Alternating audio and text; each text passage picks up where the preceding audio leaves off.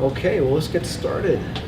So thank you for joining us today. I'm Neal of Michigan eLab, and we're hosting a Fireside Chat with Josh Silverman, former CEO of Skype, executive at eBay, and now the president of American Express Consumer Services Division.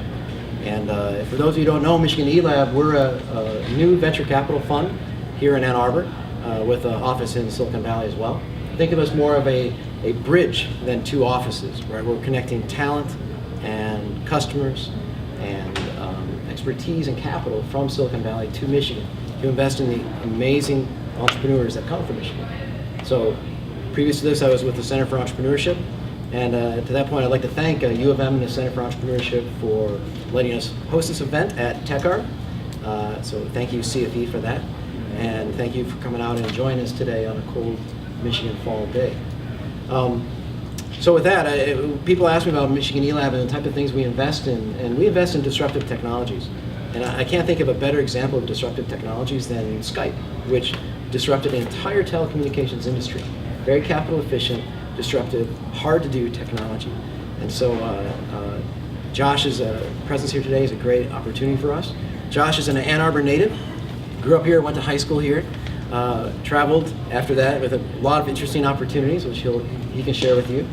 Everything from working for a senator in DC to starting his own company, eVite, going to eBay as an executive, running Skype, and taking on the world's communication giants in the process. So please join me in welcoming Josh Silverman. So Josh, I know you do a lot of interviews, and you have a lot of great advice to share with entrepreneurs. One of the things you talk about a lot that I really like is kind of the differences between being an entrepreneur and being a CEO, right? And you've been both and been very successful at it. Can you maybe share with everyone kind of your thoughts on being a really good entrepreneur and being a really good CEO? Yeah, I do think that obviously as an entrepreneur, you're often the CEO as well, but the outside CEO, the professional CEO versus the entrepreneur, I do think that there's some interesting differences. I mean, as the founder of a company, there's a couple of things that are very unique. The first thing is that a founder can't be replaced. You can hire someone else, but you can't hire a founder. So one of the things that I encountered with eVite is, in the very earliest days of the company, we were incredibly close to the customers. When we started eVite, the first 4 or 5 months, when someone created an eVite, we had a little alarm that went off, and we could all look at what was actually happening and watch the eVite get created and then get sent, and then we'd actually call the person. How did it go? What did you think? This is before anyone was that concerned about privacy or any of those sorts of things. And we had, we'd interview every single person who created an eVite. We were so excited the first time someone we didn't know sent an eVite. There was a moment for us. So what it created was this really intense bond with our customers and our brand and our value proposition that, later on, the other founders, I felt like if you put any of us in a room and asked us a set of questions, we'd all give the same answers because we'd been so close to the product and the customer for so long. And for employees who came later, and they didn't have to come that much later, employee number 20 or 30 or 40, the company was big enough that we already had different roles and different functions, and the separation between the product team and the customer team was big enough that you never really got that same DNA. So there's a certain role that I think a founder plays in terms of the cultural spirit of the company and the cultural spirit of the brand that is very unique. The other piece of it is the founder as owner, where you have a real owner mentality. It's much more than a job or a paycheck, and you're not an employee. You actually own the company. Any CEO who comes later is inevitably an employee, particularly thinking about venture-backed companies now, where you have been hired by a board of directors and a set of investors to do a job, and you may be incredibly passionate about that job and really deeply invested in that job, but you are eventually beholden to a board without the special status that the founder has. A CEO can be fired. A founder can't. You can fire the founder from the company, obviously, but you can't replace them with another founder. The CEO, though, I think has a separate set of opportunities. One, hopefully you have some experience that's very relevant that you can bring. But the objectivity that a second set of eyes can bring, I have found that in my sort of second career as outside CEO, where I have been able to add value is in really being able to separate the because ofs from the in spite ofs. And the insight for me there is that in the early days of a company, particularly if it's going well enough that you eventually scale and get the opportunity to think about bringing in professional management, there tends to be a belief that we are where we are because of everything we've done in the past. And what I've experienced is you tend to be where you are in part because of the things you've done in the past and in part in spite of the things that you've done in the past. And the opportunity to have enough of a nuanced judgment to make good judgments about the differences between the two is where a lot of value can hide. And one of the jokes I make with my team, that maybe not such a joke, is often the biggest pots of gold are hiding under the sacred cows. So if we really examine some of the deeply held beliefs inside the company, we can often find that we can unlock a lot of value by questioning some of those beliefs. And of course, the trick is to do that while still holding true to what has made the company so great, the unique culture and the unique values in each company. And that's always a very delicate balance for an outside CEO to get right. I think having been an entrepreneur myself provides some empathy for the specialness that each company, each founding team will bring that I believe is important. Thank you. For those of you watching on the stream, by the way, we're taking questions over Twitter. You can tweet your question at eLab Chat, hashtag eLab Chat. Okay? So I like what you're talking about, Josh, with the differences in the CEO and the founder. I think both have these characteristics you also talk about regarding just their visibility and how they act and how people watch them. And I think you talk about a really interesting moment. I think you were, maybe you were at shopping.com, but where you had actually changed the way you laid out your office and how you didn't think that would have an impact on the organization. And I think it was a really great way to talk about how people watch the CEO. And even, it's not what just you say, but it's what you do. Can you share that with everybody? Yeah, that was actually Evite. I turned my desk one day. I'd been facing this way, and I turned my desk to face that way. And my secretary came to me and she said, "Everyone is convinced we're selling the company." And I said, "Why would they think we're selling the company?" And she said, "Well, it used to be your desk was facing this way, and so as they were walking out the door, they could all see your screen. Now you've changed it this way and they can't, so you must have something to hide, and if you have something to hide, it's probably that we're selling the company." It turned out that my lead database developer was a very traditional Chinese man who believed deeply in Feng Shui, and he was quite literally losing sleep over the fact that the CEO had his back to the door. That's terrible Feng Shui, and the company was doomed to fail if I had such bad Feng Shui. And it was a very easy thing for me to solve, to turn my desk around and make him feel better. But the insight that I took from that is that when you are the CEO, people are watching everything you do. You don't get the privilege of having a bad day. And you might be frustrated, you might be angry, and you need a place to go and vent. And having co-founders sometimes is very helpful, or a spouse, or some very good friends where you can let off steam somewhere else. But part of your job is to motivate, inspire, and be prepared. And people are watching everything you do. So a lot of it is how you act and the decisions you make, but a part of it is also how you carry yourself. At Skype, you were taking on tremendous levels of competition, right? We all talk about wanting to change the world, make a dent in the universe. But when you're in the heat of battle, when you're actually doing battle with MCI, WorldCom, Orange, or any of the international telcos who probably had a picture of you on the wall with a dartboard, right? That they were upset that you were giving away international calls where they were using it as a significant revenue stream. Did you think about the level of competition? Did that frighten the team? Did that inspire the team? Or can you tell us a little bit more about what it's like to really fight with the giants? Yeah, so I'm a big believer that competition makes you great. And I'll talk about Skype, and maybe I'll talk about some other experiences. At Skype, we faced incredibly intense competition that kept us up every night, and it wasn't MCI or AT&T or others, with all due respect to them. Our big concern there was would they block our packets from going over the internet, which is what the major ISPs had the opportunity to do. Would they use levers, governmental, regulatory levers, and other levers to compete with us?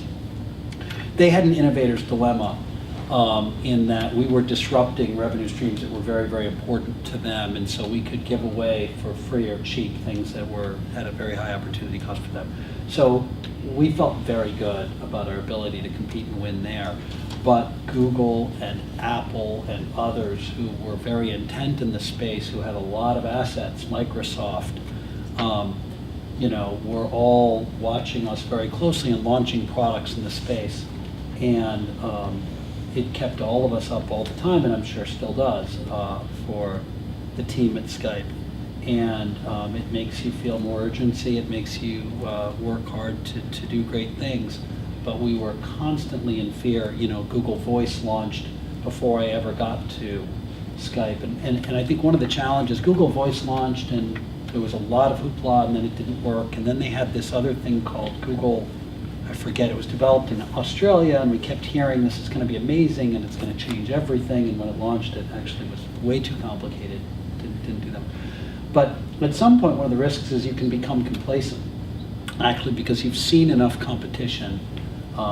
eBay found this, that eBay had faced competition from classified sites for years in the United States. AOL had a classified site, Excite had a classified site, and MSN had a classified site, and on and on. And at some point, eBay concluded classified sites just don't work. And after they'd concluded that, I'd been sent to the Netherlands to go turn around our Dutch operation. And I found that we were getting our butts kicked by a local classified site. And the team wasn't allowed to talk about that.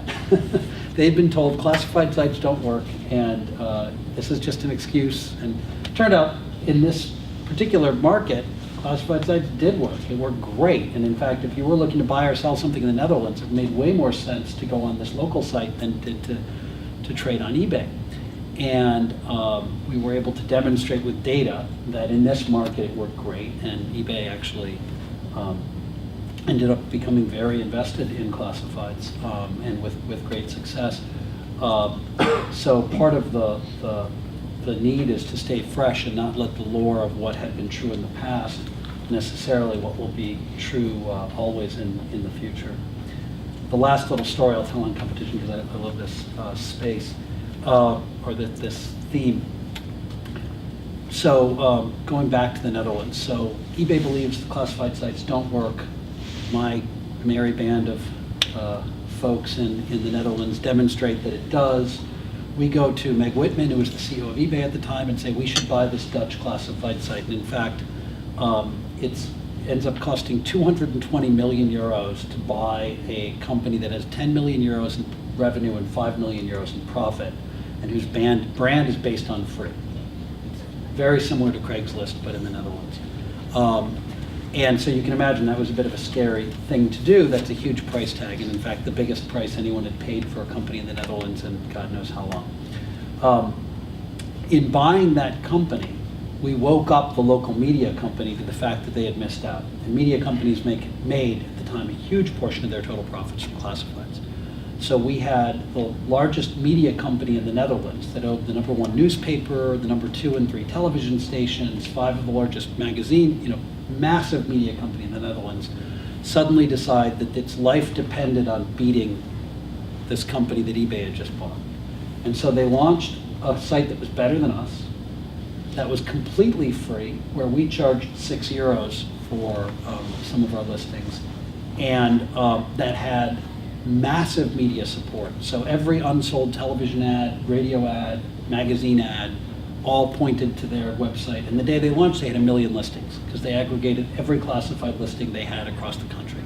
So they've got 1 million listings, they've got unbelievable marketing support, and they've got a better site with better customer support, and it's totally free. It was probably the worst day of my professional life when I had to get on a plane and fly back to California and tell Meg, remember we just paid 220 million euros for this company 6 months ago. There's a new competitor they've launched. They're big, and within 6 months they will be bigger than us. And in a network effect business, if you're not the biggest, you've lost. So it was absolutely terrifying, and I thought this might have been the end of my when you're younger, you tend to be a little dramatic. So I remember flying home thinking this might well be the end of my career. And my boss at the time said, I think we need to win in these 7 things. It was very wise. Search engine optimization, customer support, sell-through rates, kind of 7 metrics. And it really made sense to me those were the right ones. So on the plane ride home, I redesigned the org chart and said we need 1 owner for each of these 7 metrics. Landed on a Sunday, called the team together on Monday and said everything we've been doing, don't worry about it. And I don't want to have conversations about your career growth or job satisfaction. You own this metric, you own that metric, you own that metric. Whatever job descriptions you had before, don't worry, that's your job. You have 2 weeks, come back to me with a plan and how we're going to win in each of these things. The team completely rose to the challenge. They did an amazing job. They came back with really exciting, compelling, scrappy plans, and we kicked butt. And 2 years later, that other site went out of business completely, despite infinite funding. And it's really one of the proudest moments of my professional career. And the best part about it was that we got a lot better. We took a ton of chances we never would have taken without strong competition. We provided a better experience to our customers. We did things like we thought that customers won't like advertisements, so we can't show any ads on the site, but instead we're going to charge €6 for certain listings. Well, you know what? Screw it. I bet they're happy to have advertisements instead of a listing fee. What if we make the site completely free? That's probably a risk we wouldn't have taken. Make the site completely free. Long story short, a few years later, we've got 5 times the revenue with 20 times the profit, and have won in the marketplace by taking a lot of risks because our back was up against the wall. So competition is a wonderful thing, and if it doesn't kill you, it makes you stronger. I want to stay with this for one more moment because you said something in the flight back home that I thought was really important. Many entrepreneurs, when confronted with difficulties in their business model and given 7 metrics, may start identifying 7 features that they want to build or solve. You identified 7 people and changes in your organization as the first thing. So talk about that more, about how do you think first about organizational structure and people owning problems as opposed to it's this feature or that feature that is going to make me win. It's been a real journey for me, and I would say when I look back at my Evite days, back then I thought I was a pretty good CEO, and now I look back and say, I would have done so many things differently, and I was way too involved in trying to solve problems, and there were people on my team much better than me at solving those problems. So, I think the job of a leader is to define the problem well, and then put the right group of people against that problem to solve it. And this how do you delegate well is something we all go through as leaders. It's a learning journey, but defining the problem at a high enough level to leave a lot of room for creativity, but specific enough that a team knows exactly what success looks like and what it needs to get done is something that we all work on and get better in time. And it's something I've spent a lot of time trying to get ever better at. And then make sure you've got great people on your team who are better than you at solving each of these. I was really blessed with this Dutch team that it was just a fantastic team of really smart, creative people who really had a lot of passion for it, and they came back with great plans. That's great. So I'd like the audience to think of a question you'd like to ask Josh and be ready for that. I'm going to ask him one more, and then please jump in and ask. We had a good discussion over lunch about technology that's happening, especially in commerce, technology and challenges in security. Can you share just from your perspective now at American Express, as well as your experience with Skype, where do you see some of the trends, either in problems that are disrupting or technology challenges or technology leaps that are happening in the area of commerce and security that I think maybe the audience hadn't heard about? So I think there's a tremendous amount of innovation right now in offline commerce, where we're trying to figure out how the offline buying experience will get to be as good as the online buying experience. Which is interesting, because not that long ago, I'm a little older than some of you in the room, we were thinking, could the online buying experience ever be as good as the offline? But the online buying experience is extremely personalized. You've got infinite abundance and yet infinite personalization all at your fingertips. Value is terrific, right? Because you always know the best price is just one mouse click away. And there's a lot of wonderful things. So you're seeing a lot of innovation now in offline retail as we try to think about how to take some of those advantages and bring them offline. And I think that the payment rails can be a very interesting source of innovation in that space, because there's so much data there, and we're very close to both the consumers and the merchants. Security is and will continue to be a real battleground for for the foreseeable future. So the bad guys continue to get more tools to get better and better at committing crimes at scale. The good guys, we get some tools too, right? So you're seeing more biometric. Apple's just launched a phone with fingerprint identification in it, and the ability to know where you are based on where your phone is actually very valuable for helping to keep you more secure. So we see puts and takes on both sides, but it's if you're interested and invested in the security space, I think that's going to be a pretty robust space for a long time to come. Good. How about some questions from the audience? Please, in the back. First of all, thanks for sharing your time.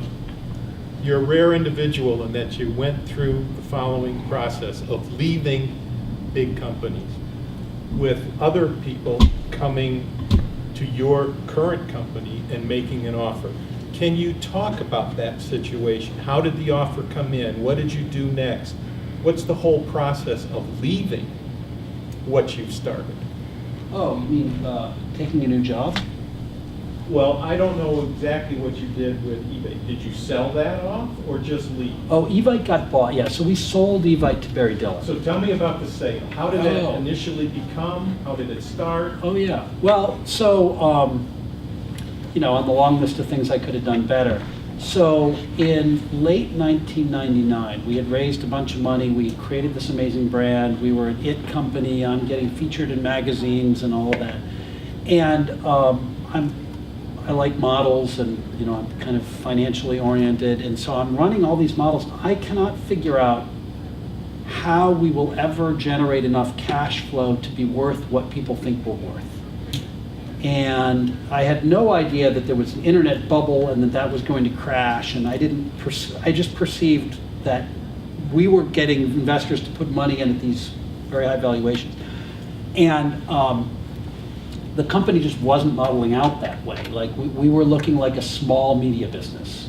And so I went to, casually over dinner, I had my lead board member and investor, and I said, by the way, I think we should sell the company. And what I did and what I should have done. By the way, I think we should sell the company. We could probably get Yahoo or Excite or someone to pay us about $250 million. And that would be a pretty good outcome for the investors and for ourselves. Of course, he had invested in 5 internet companies, all of which were perceived to do well, but Evite was his star company. When he goes to cocktail parties, he gets high fives for doing the Evite deal. And back then, and this was an absolutely crazy time, but a $250 million sale was not considered a great outcome. It was considered a single, maybe a double. It certainly wasn't a home run. And if, with the benefit of hindsight and seeing the world from his perspective, if the CEO of Evite is saying that he's only a single, what does that say about the rest of the portfolio? So if I'd had a better perspective on how he might see the world, I should have handled that conversation much less casual. And I had good data and reasoning for my point of view, and it was worthy. It was an important enough conversation to be worthy of, some preparation. And well, he's my board member, which back then felt like my advisor and my buddy. Your board members are actually your boss. Your investors are your boss, and you need to recognize that. They might be friendly, but they are not your friend. It's not their job to be your friend. And so I should have handled that conversation differently. We did not make the decision to sell the company. The internet bubble burst, and now it's April of 2000 and my world has come apart. Maybe I'm off a year, sorry, April of 2001. So this was late 2000. This was late 2000. April of 2001 comes around, and now the world has fallen apart, and the comparables I tracked the company to, like Women.com and iVillage were the two that I thought were comparable to us. And they both traded at a discount to cash, meaning that they had $40 million cash in the bank and their market cap was $20 million. So investors would pay them $20 million to shut down the company and give the cash back. That's what the state of the market was. And again, being young and naive, I had a hard time seeing through cycles and said, this is terrible. I'm never going to be able to get my investors a good return on their money. The honorable thing to do is to sell the business now and get them back as much cash as they can. Because we still had about $10 million cash in the bank, and our burn rate was pretty low. So we had enough cash to see ourselves through quite a ways. And the other thing was that the business model was not going to didn't look like at the time it was going to be exponentially huge and be $1 billion. It was a slow and steady. The good thing about slow and steady is when the internet bubble burst, we were slow and steady. We kept growing. And so again, with the benefit of hindsight, had I been a more mature leader with a little more experience to see us through cycles, I would have recognized that we're actually going to be cash flow positive in about 18 months. We've got more than enough cash for that. The only problem I had was a lease I couldn't afford. Short of the lease, we were going to be break even, cash flow break even very soon, and then grow from there. And while a small publishing company isn't the end all be all, it's got real value. So I said we need to sell the company. We spun up an auction. We got a few of the big internet giants to bid. And we created a process and successfully sold the company, and Barry Diller and his group ended up buying it.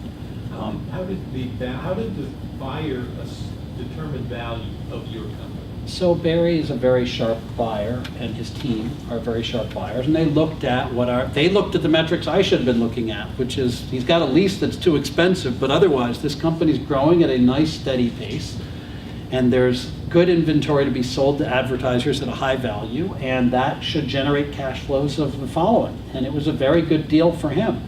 He made some very good deals back in those days, including Evite, which is my fault.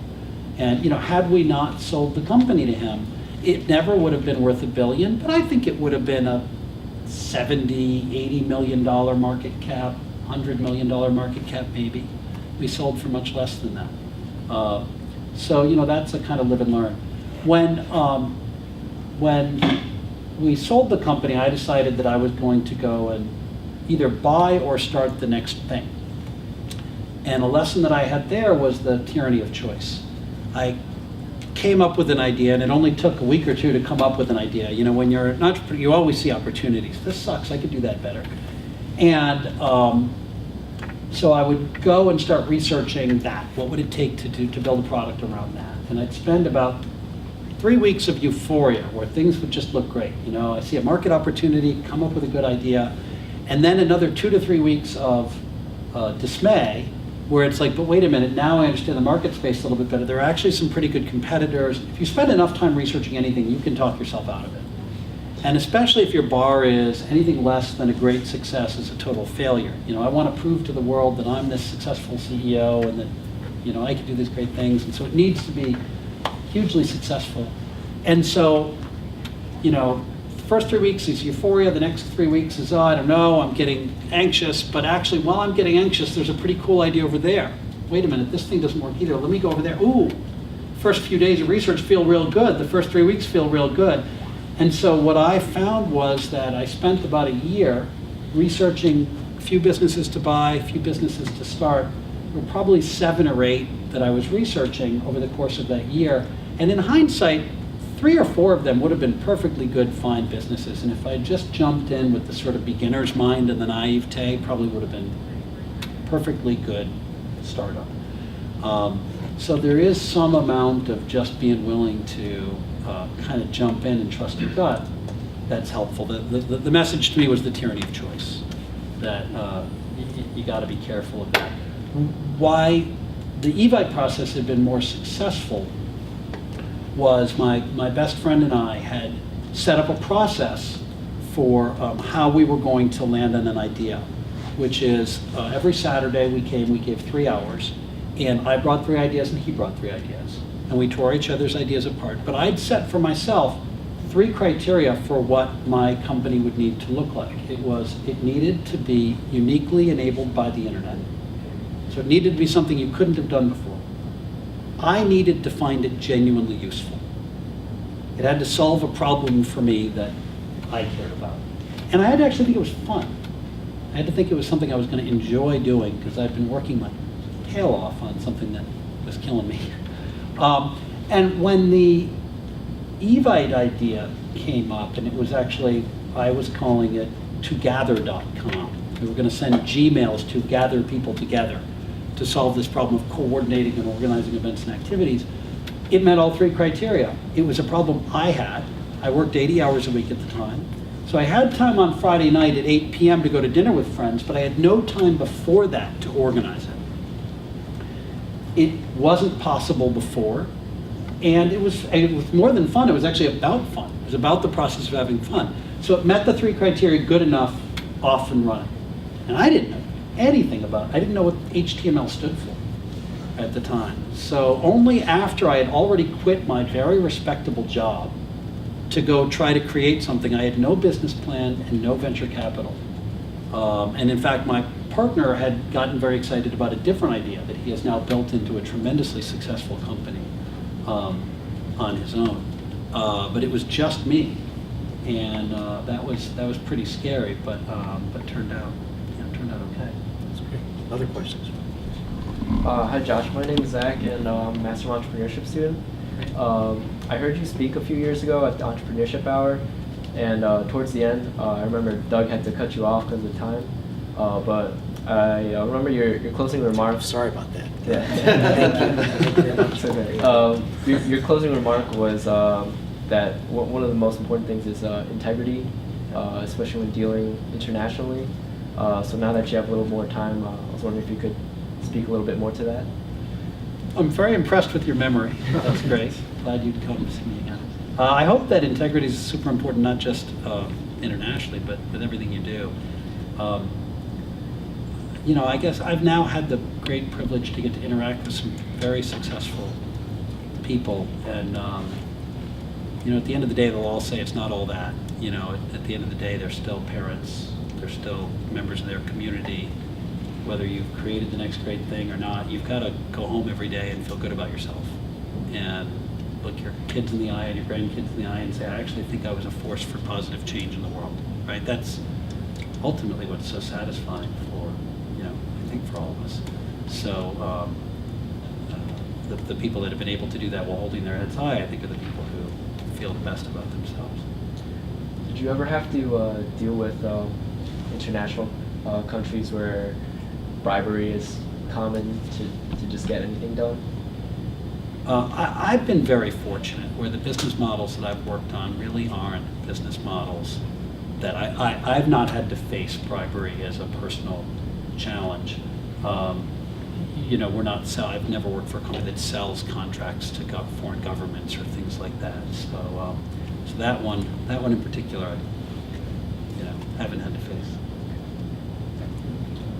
So talking about acquisitions, and there was rumors earlier this year that you were thinking about, doing an equity investment, taking an equity stake in Foursquare.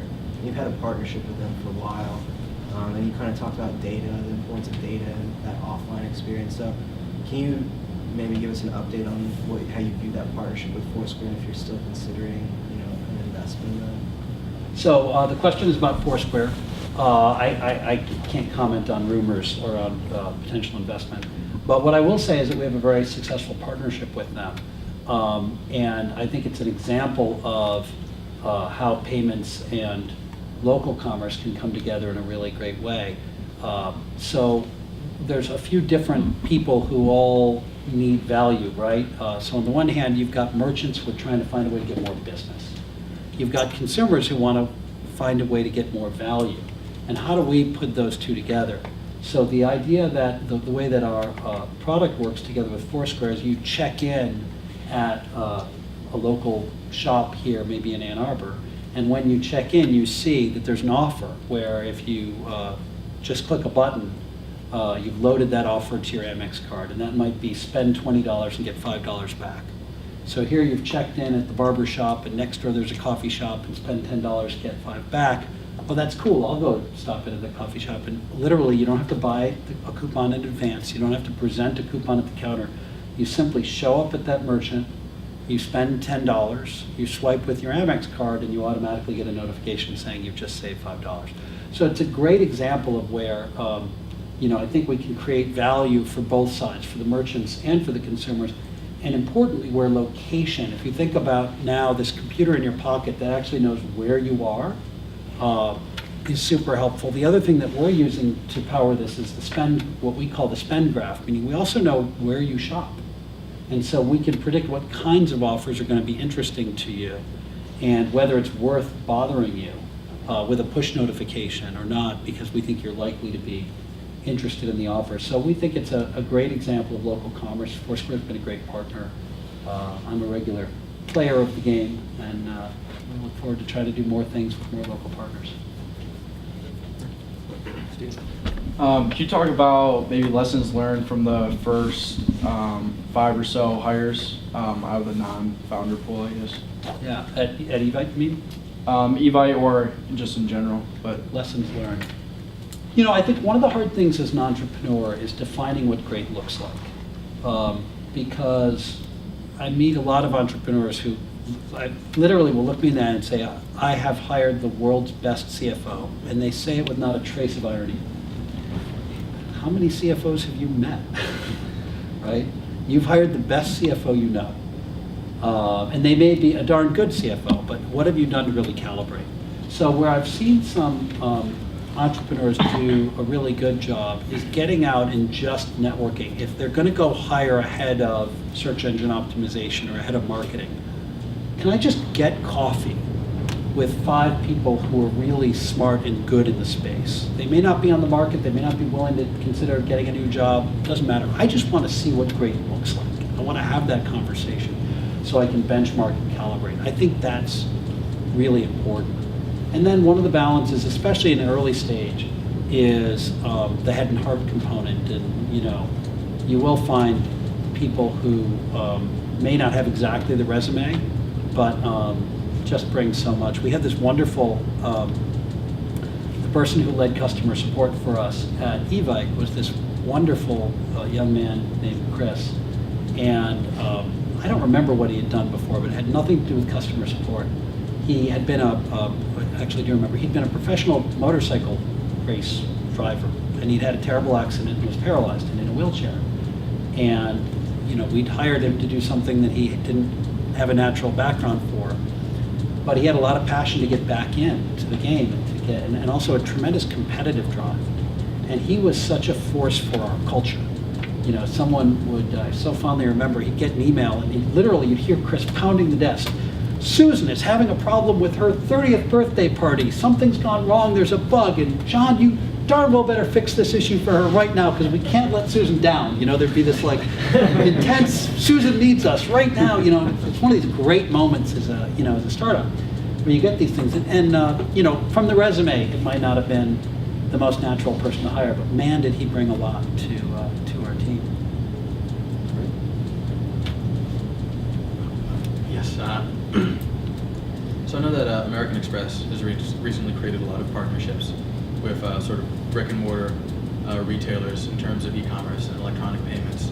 But I guess from the perspective of kind of like a brick and mortar retailer, like a Walmart, like a Dwayne Reed, when they pursue these kinds of partnerships and when they have their own e-commerce efforts, how can they keep these? How can these established companies be able to embrace these electronic trends without, at the same time, kind of cannibalizing the revenue from their more traditional business lines? It's always a tricky place, right? The Innovator's Dilemma. It's a very important book for anyone to read. It's been out there for a while, but if you haven't read Clay Christensen's book, The Innovator's Dilemma, it's I think essential reading for anyone interested in disruption. there's a lot of things that are going to happen in the digital space that are very complementary, that open up new revenue streams, and there's going to be some things that threaten your core revenue streams. If you think about Skype and the traditional telcos, I don't envy the person running the long distance business for a major telco when Skype is out there, because you're really trying to manage and decline what is going to inevitably be a business that's going to go down. An example of a team that I think is doing a great job of this is at American Express, and I don't manage this team, so I can feel free to brag about them unabashedly. But we have a traveler's check business. We still today, there are people who walk into a bank branch and buy a traveler's check and go to France with it. And there are ATMs in France, and people are becoming more aware of that. But that's a business that is inevitable decline. But if you look at what they've done with that, they've said, what is traveler's checks really about? It's about prepaid. So then they created these prepaid cards. And how do I create a prepaid card that's about allowing me to fund $500 US, go to England and be able to swipe and pay anywhere? It's much more convenient actually as a traveler's check. Then they said, well, how do we take that prepaid value proposition and actually think about it as the checking account of the future, a branchless checking account?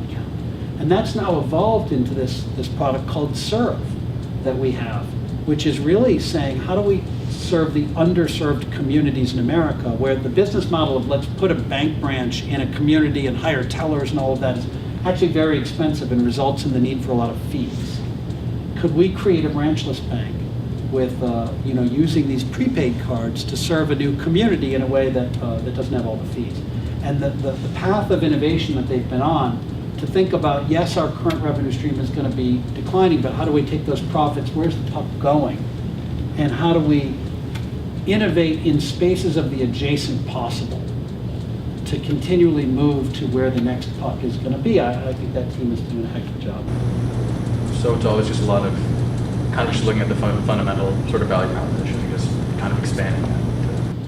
Yeah, where's the market going to move? Where is value going to be created? And how can we find a new way to create value for customers in our segment? Question back to you. You mentioned earlier a little bit about culture. Can you speak a bit about the importance of culture and whether it's a creation or an organic process? The question's culture, and I'm very passionate about it. And Andy Cortez, who runs HR for my division, is here as well. So, of course, it's very important, and it can be a huge strategic advantage. One of the things I tell my team, you don't get a question of should we have a culture. You will have a culture, and now the question is, have you been purposeful about making it an asset or not, right? So at American Express, I came in and I spent time with my team, and on our culture journey, the first thing I did is I pulled 20 people from across the organization together to work with me on culture. And we didn't do it by level, who are the most senior people. I asked around for who are the most influential people. And when you do that, you find that people often pretty much agree. It's these people that everyone turns to for a sense of culture leadership. So I got those people together in a room and said, what are the values that we ascribe to? What are the values? What are the behaviors of the company that you want to work for?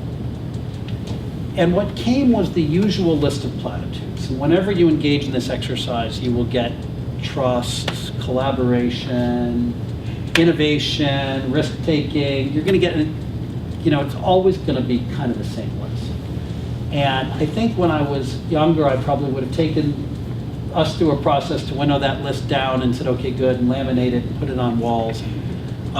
So I think one of the things I've learned is to just go much deeper now and push the team a lot harder.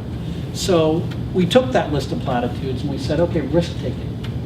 What exactly do you mean by that? Everyone agreed. It was on everyone's list. Risk-taking. We need to take more risk.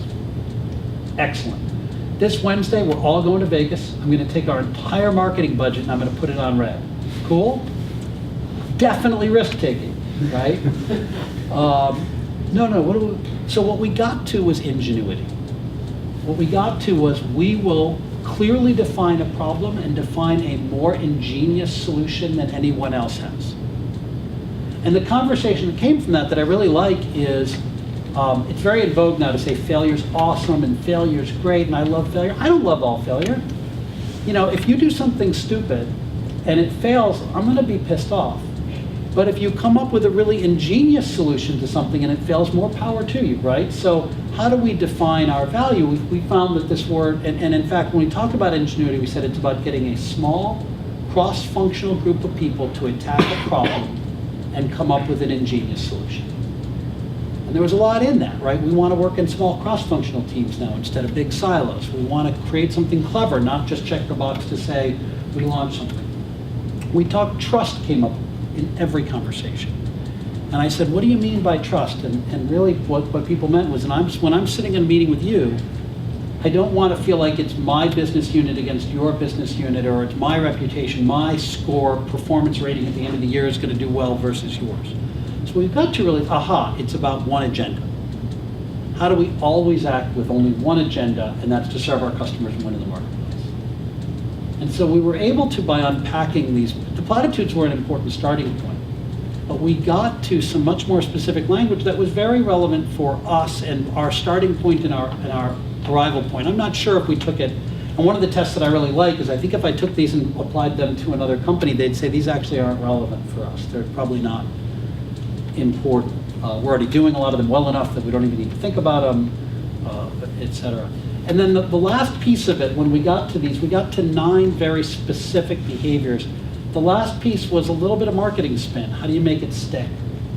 And I took a little creative license there personally, which is there's a show called Friday Night Lights, and there's a saying, clear eyes, full hearts can't lose. I just always liked that saying. So at Skype, I started ending my emails with clear eyes, full hearts can't lose. And it just was something I used a lot, but I hadn't put a lot of thought behind. And as I was thinking about these 9 behaviors that we talked about, it occurred to me they fit very nicely. 3 of them were really about clear eyes. How do I look out at the marketplace and set a standard not to do better than what we are doing today, but better than what is best in the world? How do I not tell ourselves the convenient truths of what we want to believe, but actually talk with candor about what's actually going on? These things are about clear eyes. Full hearts, then, is really about how do I, understanding that, take a few big bets and really go all in a few places to succeed. And then can't lose is that spirit of teamwork and perseverance to go after it. So it turned out to bucket kind of nicely, and it's easier for the team to actually remember those 3 and then the things under it. And you start to hear the language, it's starting to catch on when you hear people, these, are you having a can't lose attitude to that? Are we really talking about this with clear eyes? If you spend time in the halls of my team, you'll hear that language come up a lot. So step 1 is defining it. Then how do you live it? And a wise person once told me the culture is really the sum of the people you promote and the people you fire. And that's maybe a little too shorthand, but not really that much. So when we really unpack the reward systems of our team, it's nice to say that we want people to take risks and act with ingenuity. But in fact, we have a rotation system that says you're in a new job every 18 months. If you're in a new job every 18 months, are you really incented to take a risk? Is that really what's going to happen? Probably not. How do we need to think about our career ladders now? How do we think, and Andy and I, we think a lot about who are we promoting? Because that sends an incredibly powerful signal to the people about who, what we value in the organization. So ultimately, it will be the behaviors that you as the leader live that will define it. So we have time for one more question. Throughout your career, you've made several mentions of guardian angels, mentors, coaches. Can you close on telling us who was your most important and why he or she was? So I have been one of I have not had a boss I've worked very closely with in the same geography until now, for the past 14 years, since I was 28. I, co-founder of eVite, where I was the CEO, so I had a board, which is different. And then at eBay, I ran a series of very standalone businesses where eBay was the shareholder, but I was in a different geography, than the CEO. So certainly, Meg Whitman and John Donahoe both took an interest in me and were very helpful to me. Earlier in my career, I had some wonderful mentors as well, but the sort of hands-on ability to be very close to someone is something that I have missed and feel like it is a real gap. So what I'm a very, very active role modeler, and there's a couple of things that I do for that. One is I read a ton of biographies. I've probably read 10 or 12 this year of just great leaders that I admire. They're not even leaders always I admire. There's some military people who I think there's various people who I might think were actually not admirable, but demonstrate leadership quality. And then almost everyone I've been surrounded with I find is really great at something. And I do spend time thinking about I've never met anyone. One of the things that, the only great leader is the leader you don't know very well. The closer you get to a reputedly great leader, the more you see all the flaws.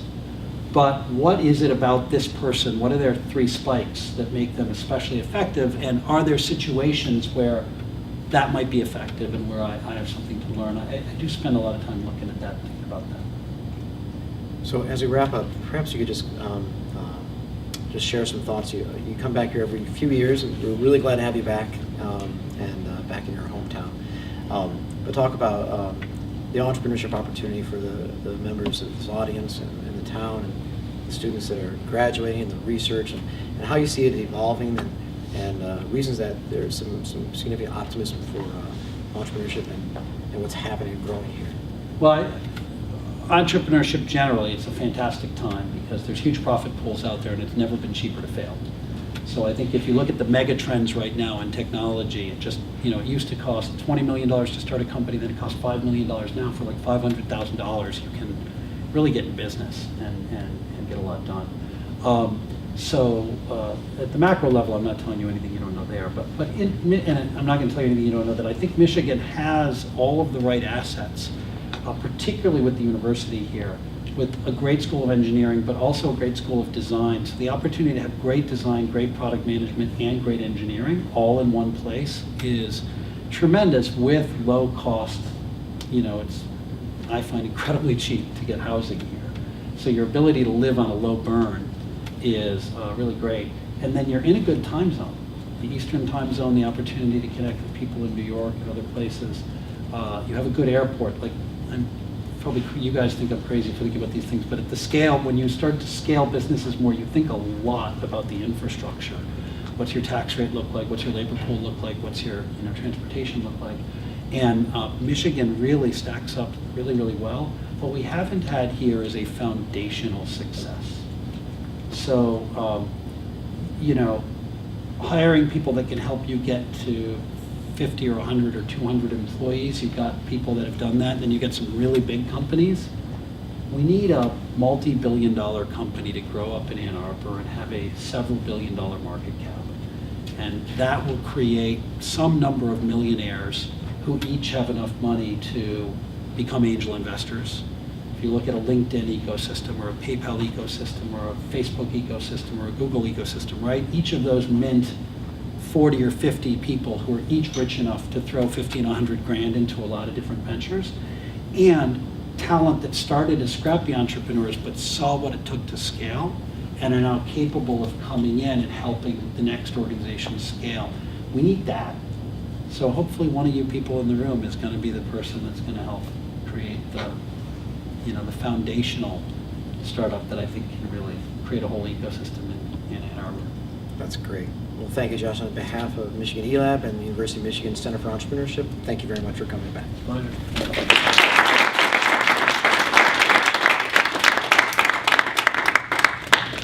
All right. Thank you, guys. Thank you very much.